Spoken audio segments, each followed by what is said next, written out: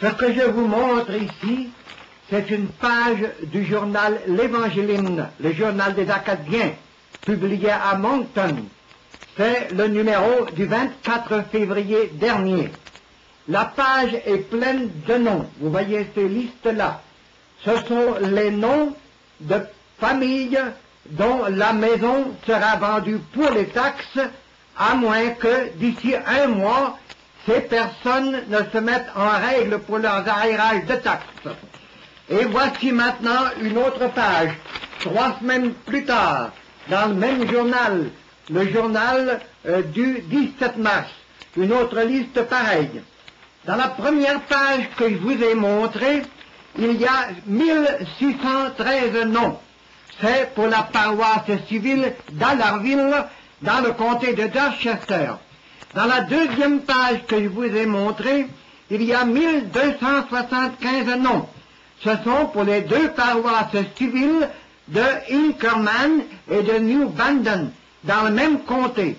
Au total, 2888 familles menacées de perdre leur maison parce qu'elles ne peuvent pas trouver d'argent pour payer leurs taxes. L'homme qui nous envoie ces deux pages-là demeure à Upper Sheila. Et il écrit en même temps, il est du même comté, il nous écrit, ça n'est pas encore rendu chez nous, mais ça s'en vient. Tous les jours, à la radio, on nous dit de prendre 10 piastres dans nos allocations familiales pour payer en acompte sur nos taxes.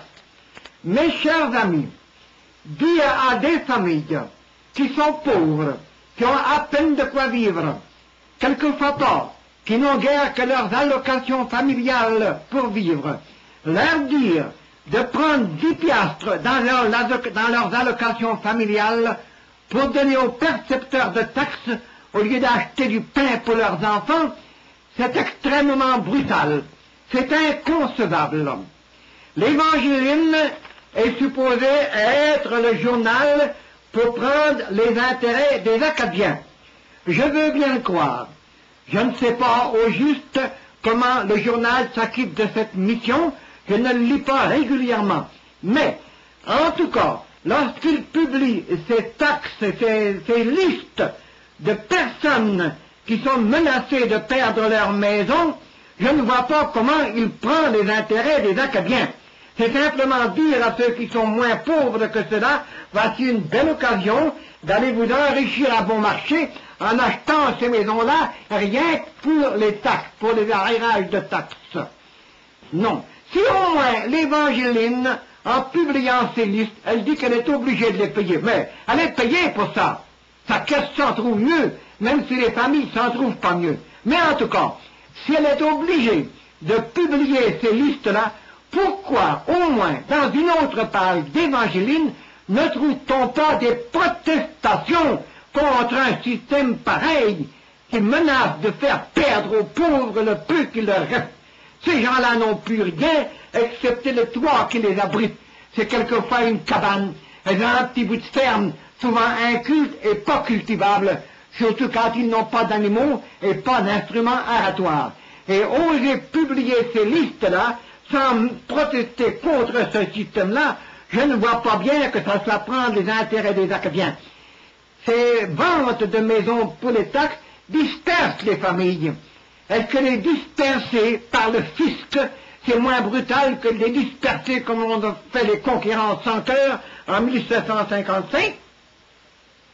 Le journal Vert-Demain proteste contre ce système. Et dans nos gens qui vont dans l'Acadie, dans le Nouveau-Brunswick, vont voir les familles, ils voient leur cas, et ils protestent auprès des autorités, et protestent dans le journal Vert-Demain contre ce système. Et ça n'a pas l'air de plaire beaucoup à Évangéline, la propagande que fait Vert-Demain pour tâcher de libérer ces familles. Ça n'a pas l'air de lui plaire beaucoup. Nous avons justement sous les yeux des découpures de ce journal qui nous ont été envoyées, dans lesquelles il y a les lettres au rédacteur. C'est la tribune libre du journal. On ne veut pas dire que le journal endosse ce qui est exprimé là-dedans, mais les gens ne font pas beaucoup la différence. D'ailleurs, nous avons vu dans les articles éditoriaux signé par Jean Hubert, rédacteur régulier du journal, les mêmes avis, le même ton contre le journal Vert-Demain, contre les bérets blancs, contre notre travail. Que disent-ils dans ces lettres? L'une d'elles est de Réal Haché. On dit qu'il est instituteur, maître d'école. Il demeure à Saint-Isidore. Que dit-il? Il nous accuse de sacrilège. Pourquoi? Il dit que nous citons l'Évangile.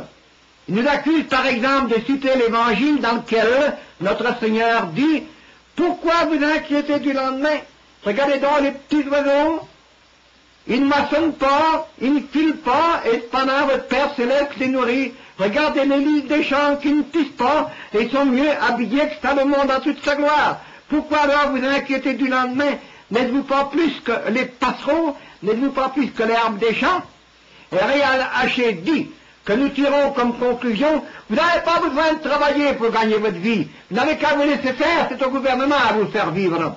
Écoutez, ça c'est pas notre conclusion, c'est l'imagination de Réal Haché qui nous prête cette conclusion-là. Quelle est la conclusion que nous tirons de cette phrase de l'Évangile? Nous disons, le système actuel empêche de suivre ces conseils de l'Évangile.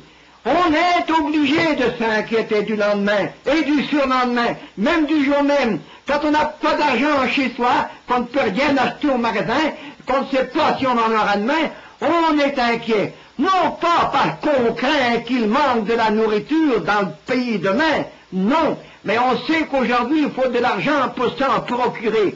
Et quand l'argent nous est refusé, ça ne sert à rien d'avoir des magasins pleins devant nous, ça ne sert à rien d'avoir l'abondance du bon Dieu et du travail des hommes devant nous, nous ne pouvons rien acheter. Alors on est obligé de s'inquiéter du lendemain.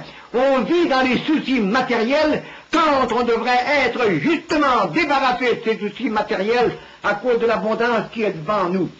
Cette abondance n'est pas faite par le gouvernement. Et nous ne demandons nullement au gouvernement de faire vivre les familles. Le gouvernement n'a pas de vaches, il n'élève pas d'animaux, il n'élève pas de poules, il ne fait pas d'œufs, il n'a absolument rien à nous fournir. Nous lui demandons simplement de faire ce qui dépend de lui, de supprimer l'obstacle purement artificiel, l'obstacle financier qui se trouve entre les produits et entre les besoins. Est-ce que Réal Haché, par hasard, accepte cet obstacle-là? Accepte-t-il qu'il y ait d'un côté des greniers pleins et en face des estomacs vides? Et les estomacs de famille qui sont sans sa nationalité, acadienne comme lui. S'il a une meilleure chose à présenter que la doctrine que nous présentons, la doctrine du crédit social, de dividende à tout le monde, s'il a quelque chose de mieux à présenter, mais qu'il se hâte donc de le présenter, au lieu de crier contre ceux qui apportent des remèdes ou qui présentent des propositions pour arrêter ce système-là. Et Évangeline, on dirait bien content d'ouvrir ses colonnes à des lettres comme cela, parce que 3 semaines plus tard, il en arrivait une autre de Calix Duguay, de Bathurst, celui-là. Et il félicite Haché d'avoir écrit cette lettre-là. Il espère qu'il y aura d'autres esprits fins, comme lui sans doute, et comme Haché, pour continuer à parler contre les bérets blancs et contre le journal Vert-Demain, contre nos propositions pour résoudre le problème financier. Eh bien, Réal Haché, Calix Duguay, l'Évangéline n'ont pas l'air du tout de s'incliner vers les pauvres. On dirait qu'ils sont bien plus collés aux riches, à ceux qui possèdent quelque chose et qui veulent tenir les pauvres dans l'humiliation. On nous dira, c'est exagéré ce que je dis là, mais que font-ils pour prendre la part des pauvres? Au moins dans cette occasion-là. Ces lettres-là ont été écrites en février et en mars, justement à l'époque où l'on voit dans l'Évangéline la liste des maisons qui vont être à vendre pour les taxes. Il y a, dans les statuts du Nouveau-Brunswick, une loi qui permet de libérer les pauvres de la nécessité de payer leurs taxes. Le texte de cette loi-là, il est de 1952. Je vais vous le lire en français. Il est écrit: en raison du décès, du déménagement ou de l'indigence d'un contribuable, ou pour toute autre cause, les répartiteurs, les assesseurs qu'on dit en anglais, les répartiteurs peuvent en tout temps annuler en tout ou en partie l'imposition d'un contribuable, simplement en donnant un ordre écrit à cet effet au secrétaire du comté ou au percepteur.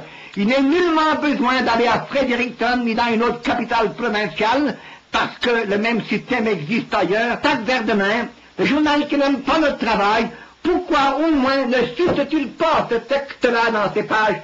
Pourquoi ne demande-t-il pas aux percepteurs de taxes, aux assesseurs de sa province, de tâcher de faire bénéficier les pauvres de cet article-là? On peut se le demander. Eh bien, chers amis, les personnes humaines sont faites à l'image de Dieu. Elles sont sacrées, il me semble. Les familles sont la première société établie par Dieu, et la seule même société temporelle qu'il a établie directement. Il y a là aussi quelque chose de sacré.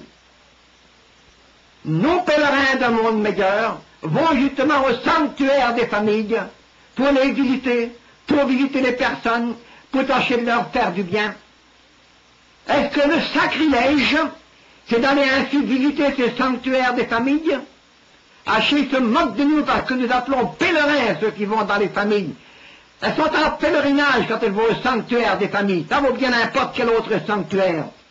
Quel cas, lui et M. Duguay font-ils de ce sanctuaire-là? Est-ce que le sacrilège ne consiste pas justement à mettre dans la rue, à mettre sur le pavé, ces personnes et ces familles? Il me semble que c'est contre le système et non contre ceux qui le combattent que devaient crier ces fins-là. Ils se présentent comme les défenseurs des Acadiens. Mais bien, chers amis, en même temps, Réalaché nous accuse de protester contre les taxes, de vouloir demander l'abolition des taxes. Mais nous continuerons. Quelle logique, quel bon sens y a-t-il à prendre dans l'assiette d'un homme pour mettre dans l'assiette d'un autre quand le garde-manger est plein? Car c'est ça les taxes qui veulent redistribuer l'abondance. Vous lirez ces choses-là dans vers demain et vous serez à même de comparer ce que disent les pèlerins d'un monde meilleur et ce que comparent les journaux du système.